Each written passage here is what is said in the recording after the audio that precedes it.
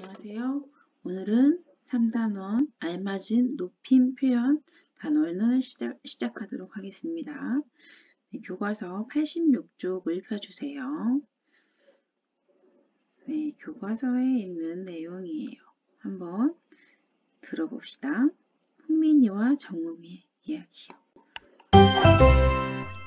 여러분, 오늘은 며칠 뒤에 있을 어버이날을 맞이해서 부모님께 감사의 편지 쓰기 활동을 할 거예요. 도화지를 반으로 접어서 카드 앞을 예쁘게 꾸미고 안에는 평소에 하지 못했던 이야기들을 편지로 쓰면 됩니다. 자, 만들어 볼까요? 학교 다녀왔습니다. 우리 훈민이 왔구나. 어서 오렴.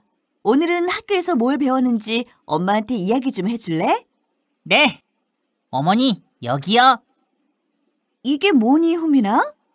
어버이날을 맞이해서 학교에서 부모님께 감사의 편지를 써서 드리기로 했어요. 훈민이가 직접 만들고 쓴 편지라니. 엄마가 너무 감동받았는걸?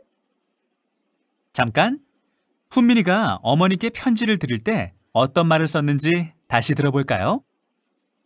이게 뭐니, 훈민아? 어버이날을 맞이해서 학교에서 부모님께 감사의 편지를 써서 드리기로 했어요. 훈민이가 대상을 높이기 위해 사용한 표현은 무엇인지 말해볼까요?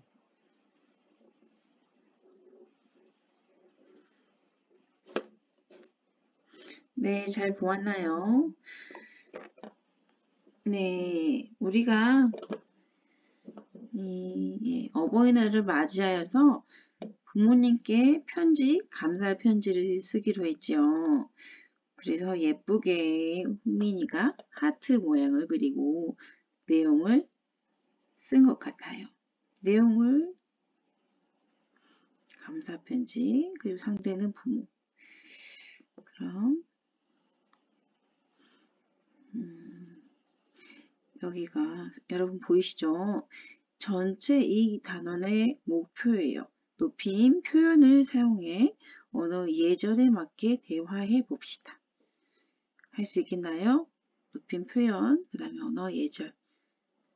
네.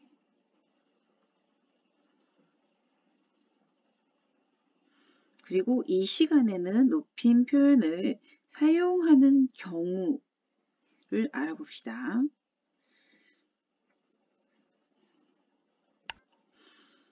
네, 대화 가입니다. 한번 살펴볼까요? 첫 번째. 진수야, 이 책이 재미있을 것 같아. 그리고 두 번째.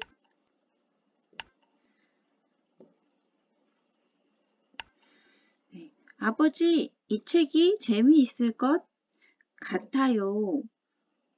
앞과 뒤에 말이 다르지요. 상황은 네. 그리고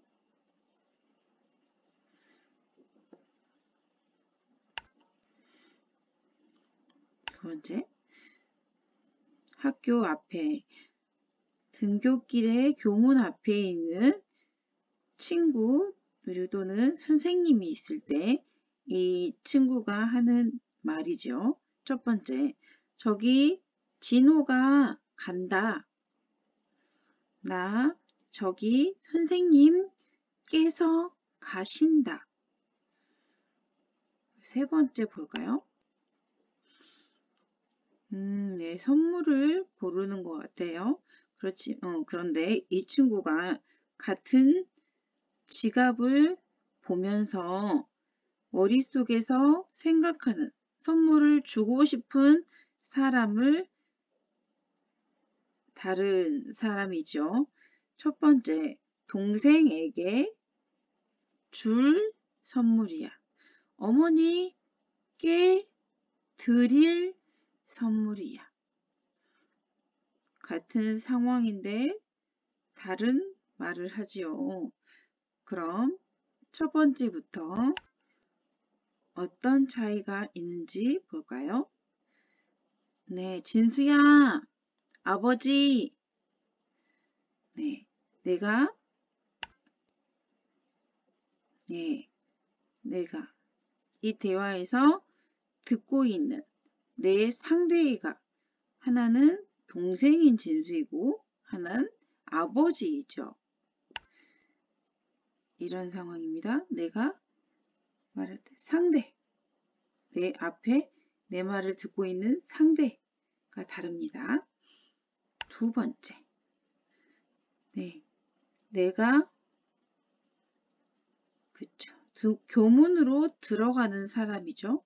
첫 번째는 친구 진호, 두 번째는 선생님이죠.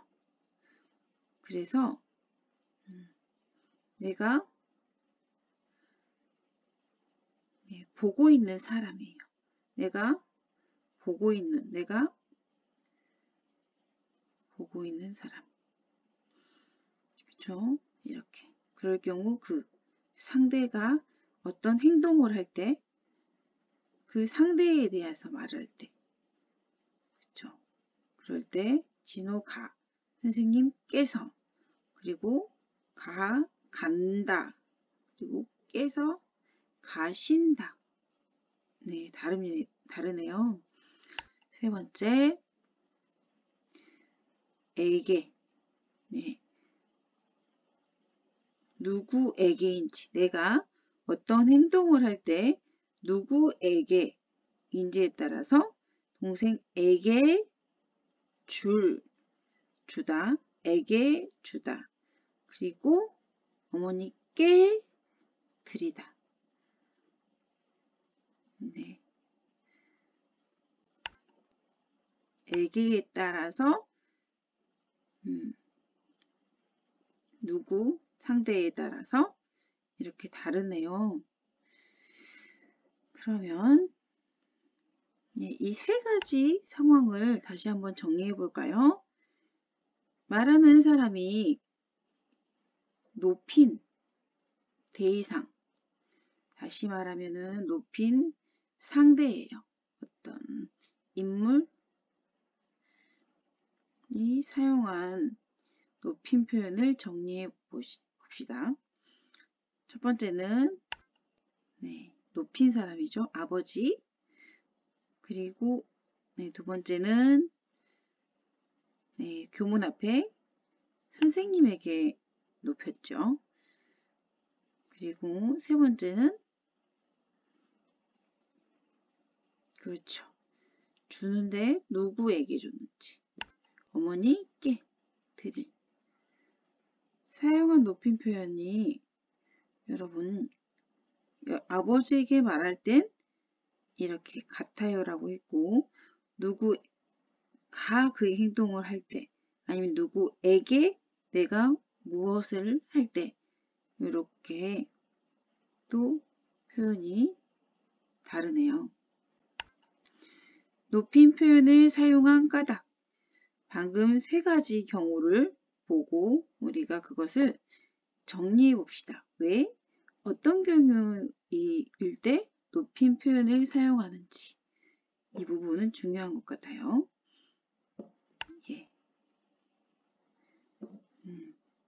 내가 말하고 듣는 사람이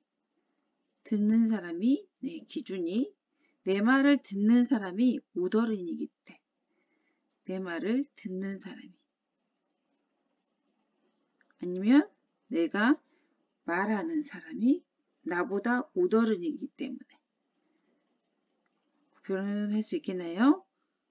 내가 누군가 대화할 때 그 상대가 나보다 우더른일 때. 그 다음에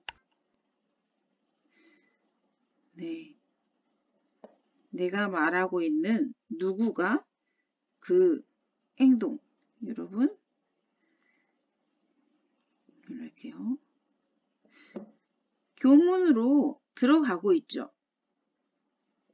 그 들어가는 사람이죠. 들어가는 사람이죠. 그리고 들어가죠. 그럴 경우에는 선생님께서, 그쵸, 이렇게 라고 했고, 들어가는 것도 우더른이기 때문에 들어가신다라고 하죠. 사람일 때 그 뒤에 께서, 그리고 들어가신다라고 하네요. 내가 말하고 있는 사람이 우더른일 경우 그 두 가지 말하는 거예요. 그 사람께서 그리고 들어가신다. 마지막으로 선물을 줄 대상이 내가 우더른이기 때문이다. 내가 대상이 우더른이기 때문이다. 그러면 정리해 볼까요? 다시 한번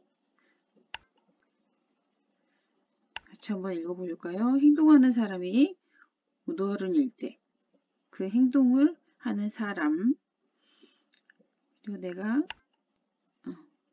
상대가 우더른일 때 그리고 그렇죠. 누구에게 내가 어떤 상대에게 어떤 행동을 하겠죠. 그럴 때 그 사람 할 때도 에게라고 하지 않고 깨라고 하고 그리고 내가 하는 행동도 그 사람에게 존대하는 행동으로 신다라고 표현을 해요. 아니면 그 행동에 대한 높임 표현을 씁니다. 그럼 마지막으로 우리가 높임 표현을 사용한 경험을 말해 봅시다. 어떻게 했는지. 어떤 경우에 높임 표현을 사용했나요? 방금 예를 보았던 세 가지 그런 상황에서 여러분이 어떻게 했는지도 생각해 볼 수 있겠죠. 나와 대화한 그 상대방이 나보다 우더른일 때. 뭐 예를 들어 여러분이 제일 가장 많이 대화하는 대상 중에 우더른은 부모님이겠죠. 부모님. 또는 또 학교에 왔을 때는 선생님이겠죠. 여러분이 그럴 때 친구에게 쓰는 그 말과 다르게 높임 표현을 사용하죠.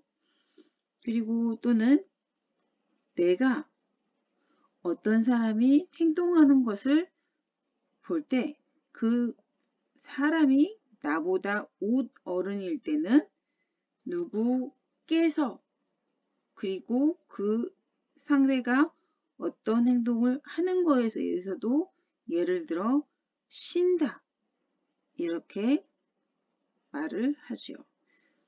그 외에도 내가 어떤 행동입니다. 누구에게 할 때는 그 에게의 대상도 깨라고 바꾸고 그리고 내가 그 행동을 한 것도 높여서 표현을 하지요.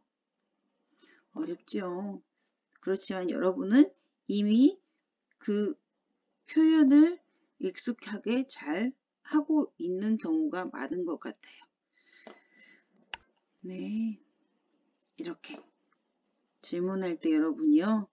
잘 하고 있죠. 그 대상이 선생님일 때 이렇게 표현하기도 하죠. 어떤 높임 표현? 이런 식으로요. 높임 표현을 사용하면서 무엇이 어려웠나요? 어떤 것이? 헷갈렸던 것들이 있을까요? 한번. 네. 문장을 끝맺는 말이 달라 어려웠습니다. 이 외에도 여러분이 어떤 것이 어려웠는지 잘 기억해서 한번 적어보세요.